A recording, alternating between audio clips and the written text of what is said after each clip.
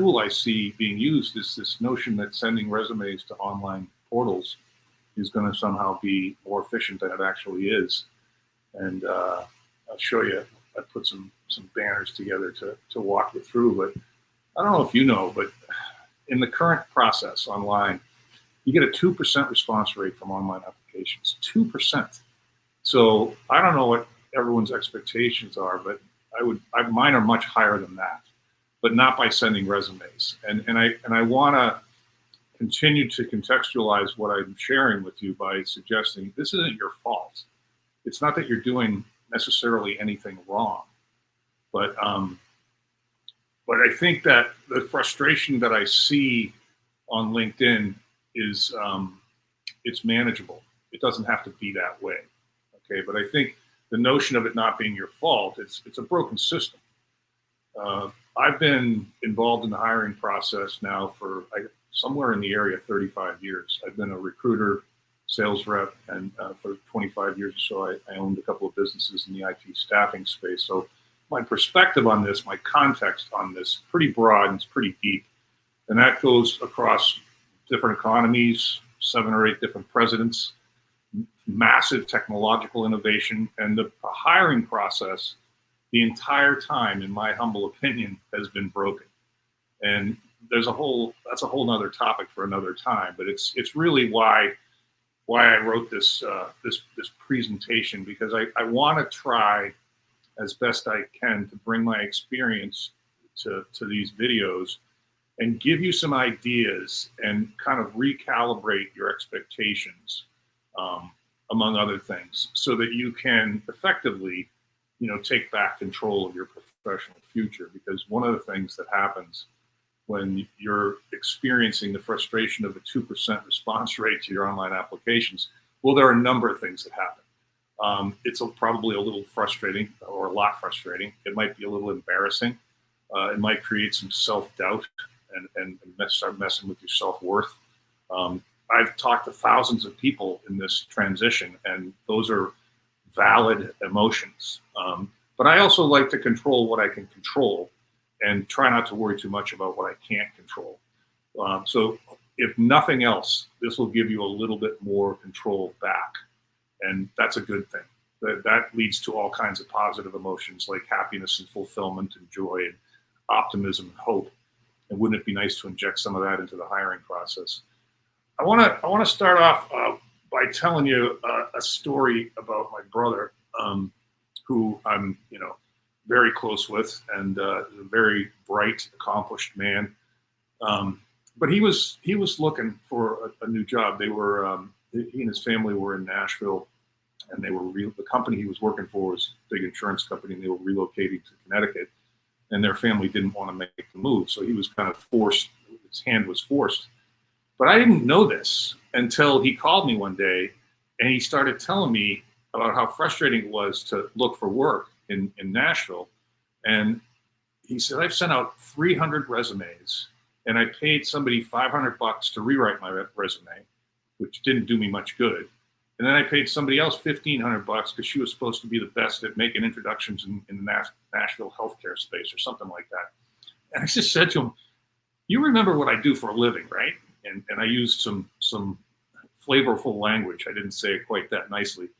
Anyway, we started talking about it. He's like, well, you don't do healthcare and you don't do Nashville. I said, 95% of what I do transcends geography and industry. 95%. And I've been on this earth for a long time, and I know a lot of people all over the country, particularly in the healthcare space. And let me make a couple of calls. Well, 3 weeks, as I recall, to the day from that conversation, he had a new job and he was starting the following Monday. And again, that's a story. The details of that story are deep and not for this format. But I wanted to just share that with you because this is a guy who loves me, knows me, trusts me, and he's chucking resumes into the ether, right? So the other thing that I think that comes to me from that story, and I want to really kind of hammer this point home. Everyone knows somebody who knows somebody. And I think we all make the mistake of thinking a couple things that I found over the years. I don't want to burden somebody with that request to help me. People, you know, this person, this circle of friends of mine, this circle of colleagues of mine, I know who I should probably let know, and it's just a handful of people. I say cast that net wide. I cannot tell you how many times I have started talking to somebody who was limiting, let's just use that phrase, limiting his or her network, thinking, I got a group of about 10 or 15 people I can reach out to and have a conversation with. No, you probably have 150 to 200 people. And again, I can expand on that if anybody wants to reach out to me and tell you exactly what I mean about that. But and LinkedIn's the place to do it. I mean, it's perfect for this. But to suggest that you want to just reach out to a handful of people, I think there's that 6 degrees of separation game with Kevin Bacon. Like you can get to Kevin Bacon with 6 connections. That's true. You know, it's true of this too.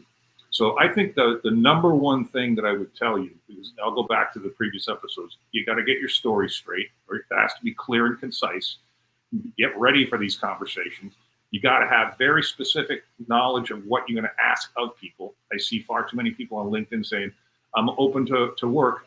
Please let me know if you have anything that I might be interested in. I'm like, well, what are you interested in? I mean, I need some more information, right? So you want to be prepared for those conversations. But I find, and I still am surprised when I do this to this day, how many people want to help, right? But they need to know how to help, right? And you can give them conditions, right? There might be a list of people that you can share with me who I can call and use your name because you know them that well. There might be another list you say you probably should reach out to these people, but please don't use my name. So you can kind of give people instructions and kind of codify your request, but be specific and be prepared for that story. I think the other, and again, I can expand on that in a different format if you want to reach out to me, because there's a lot of rich stuff there. I think the other downside to sending out resumes as a sole tool is if you send out 50 resumes in a week, you're probably creating a subconscious mindset that you've actually accomplished something. And you haven't, not yet. And you won't unless you get lucky, because that's what that game is. It's a game of volume and luck. So, and I think that does funny things to the brain.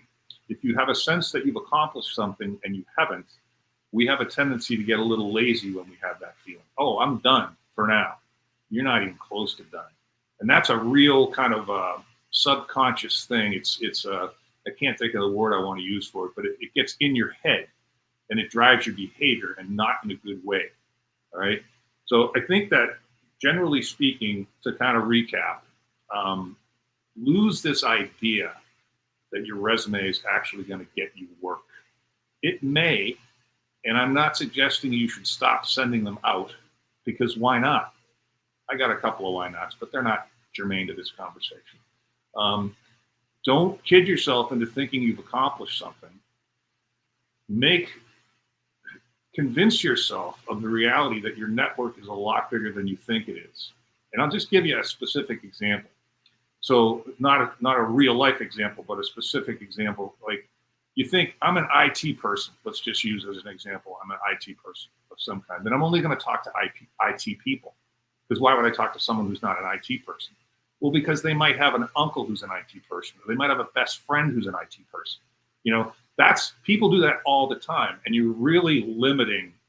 I was just helping a kid the other day, whose name I will keep confidential, but we worked together for about 3 weeks, 3 sessions, and he'd been looking for about 3 months, as I recall. And it wasn't a week or two after we'd finished talking that he found himself a new job, and he called me up to thank me, and I congratulated him. And I'm not like a magician, right?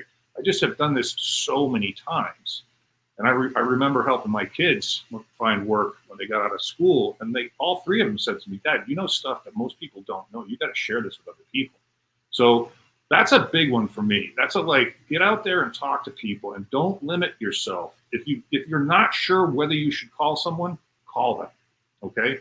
And keep in mind that you can't really do any of what I've just suggested effectively until you get your story straight. And if you want to go back to the first and second video, I talk in great detail about that. It's also a topic I'd be happy to talk to you further about if that's something that you'd like to do. So take some control back. Get conversations going with humans, right?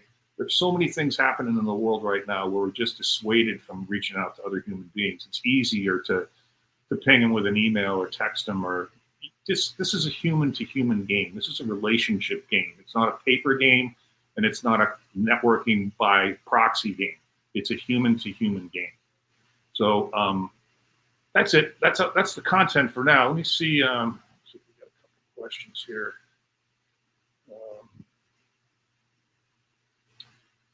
I alluded to this. Should I stop sending my resume out altogether? No, I don't think so. I think that, but I would tell you, most of the resumes that I look at initially should not be being sent to anybody.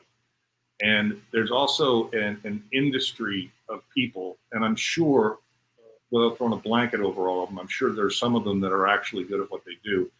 But I redo resumes for free. That's just part of my service because I've done it thousands of times. And keep in mind, I've also been on both sides of that. I've hired people, I've sent other people's resumes out, and I've been helping clients sort through candidates in the hiring process. So I've seen that from all these different angles. So look, the caveat is, no, don't stop sending it out, especially if it gives you, some level of accomplishment without misleading your subconscious, right? But I would highly recommend that you get someone to look at it. And I don't think it needs to be someone with my experience. That would be ideal. But let me just give you a couple of pointers so that if you're going to keep sending it out, that it might be a little bit better format than otherwise. Number one is, no one likes looking at resumes. Most people hate looking at resumes. So that's why people say keep it to 1 page. 2 pages max, all right? If you're very experienced, then where you went to school is less of a concern to me. It's really not a concern to me at all, but some people still put value in the names and the accomplishment. So if it's a recent thing that you graduated, I'd put it up towards the top. And if it's something that happened 20, 30 years ago, I'd stick it at the bottom, Stay away from vague objectives and vague skill set summaries. Don't repeat yourself. If you put something in the objective or skill set, then don't repeat it over and over in the resume. There's all ways to abbreviate things. If you've had a bunch of jobs doing the same thing and you're struggling with the 2-page limit, then combine a few of those various project management roles from this year to this year. That cuts a page off right there. Don't use fancy fonts. Don't use color schemes unless you're an artist or creative of some kind. Black and white, simple, and then you probably should do some keyword research. And you can, if you don't know what that is, you can look it up. There's tons of resources out there, and where you can put keywords that match the keywords on the job description without interrupting the flow of the resume. You don't want to sacrifice grammar or conversational flow by just jamming keywords in there. So if you can do that without interrupting the flow, then do that. I could give you 10 more tips, but I don't have the time to do it right now. But use those. You'll probably be able to get more out of the resume that you do send out. There are so many opinions out there about resumes. What advice should I follow? How do I know? Well, it's repeating the answer to the first question. But I would reiterate that if you bring your resume to anybody that you know that you trust and love, that will be objective with you, their feedback will be helpful to you. So it's kind of like the don't limit your networking thing, right? If they're smart and you can trust them and they're capable of being critical of you in a positive way, they can help. And so maybe bounce it off 2 or 3 people that like that, and you'll hear common themes come back from them. People that look at resumes all day long, it looks like a snowstorm after a while. You see so many of them. I've heard a lot of people exaggerate and sometimes leave short-term jobs off their resume. What's your recommendation here? Yeah, I'm a transparency guy. I mean, it's not that it hasn't got me in trouble in my life or a few times, but I think this one is more about, so my answer to that would be don't do that. But to contextualize it, I would say a lot of what I do would fall into the category of the art of communication, right? I mean, negotiation, interviewing, feedback, prepping for interviews, finding more about candidates and hiring people and things. And I found over time, it has a lot to do with how you say things and when you say things. Like for instance, on topic, if you go on an interview, you never bring up anything that would fall into the category of self-serving, right? Compensation, benefits, vacation time, remote work. You'll address those things, but you don't bring them up, right? Because you're self-serving if you do bring them up. So the only thing that I would require of you, if I were representing you, for lack of a better way of saying that, is that we'll follow a certain flow time-wise, right? That if there's something that's on your resume or something about your professional past that you're embarrassed about or you're ashamed of, we're going to talk through why. We're going to talk through what that is. And I will promise you that I've had enough experience to say I can share with you, based on your story, how you should approach that particular incident. I will share with you when to approach that, how to approach it, what to say, and to whom you say it. But if you leave things off your resume or you exaggerate something, it's like the few people I've talked to over the years that when I said, how much money do you make right now? They didn't want to tell me. And I'm like, I can't represent you if you don't tell me that, So you have to protect me by giving me enough information to go out there and represent you. So you don't want to find yourself in a situation where you're explaining an exaggeration or explaining a circumstance or a condition. Everyone has them. Everyone has bumps in the road. So don't leave them off your resume, but we would put them in context, and we would probably spend time perfecting that part of your story. We give that part of your story a little bit more context and time. So yeah, transparency always, every time. You'll get caught. It'll come out, And if anyone else is telling you that they do it so you can do it, I wouldn't take advice from such a person. Can you give an example? This is the last one. Can you give an example of a right way to use my resume? Yeah, that's a good question. I think I have to go back to the story piece, and I have to go back to the resume structure piece. I think that I would, if I were in your position and you're in transition, I would go to the networking part of what I talked about.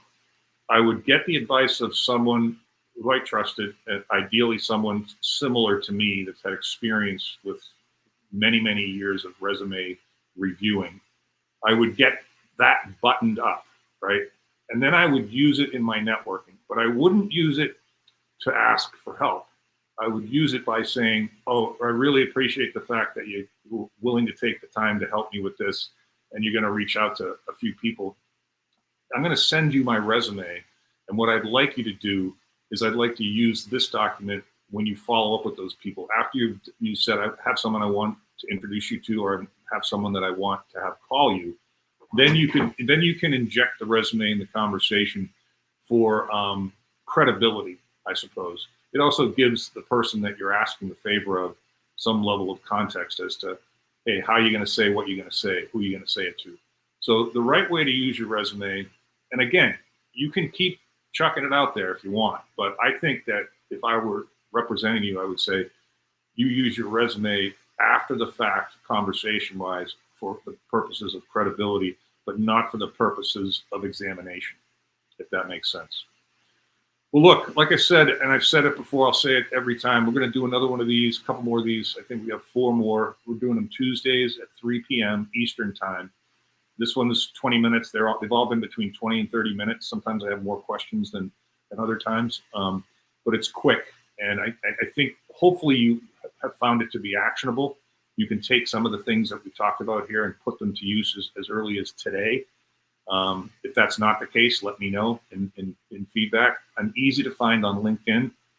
If you want to talk some more, what that journey looks like currently, the structure of it is you get on my calendar, which you access from my website, which is myfullname.com. And you get on my calendar for 30 minutes, and I'll talk to you about what you're doing, how you're doing it.